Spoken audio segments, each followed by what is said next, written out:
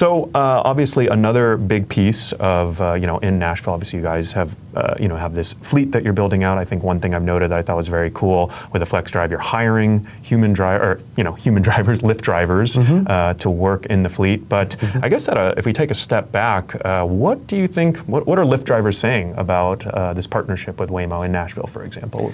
So it's interesting. Look, again, as you say, just sort of zoom out for a second, there is a lot of anxiety around, is AI going to take our job in general, right? Yeah. Whether you're a radiologist or a paralegal or a driver. Or in tech. Or in tech, exactly right, software engineer. So in some sense, just like the world, there's some concern and uncertainty.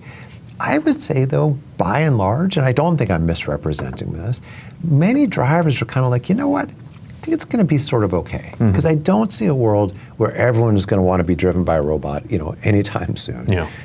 And I don't see a world where the hybrid network doesn't actually make sense. In other words, they're going to be sort of side by side, and it could well be. And of course, this is our hope. The market expands as a result of this. So I think from the driver. Now, having said all that, I think we as a company, and I believe this true for frankly any company of any size. Yeah. I think we have a certain amount of responsibility to help drivers through that transition. That's why, as you say, we're trying to hire drivers. We're giving preference to ex-Lyft drivers to work in the facility. This is a separate issue, but just a couple of days ago at SFO at the airport, we were recruiting black car drivers to be drivers on our TVR chauffeur service. Cool.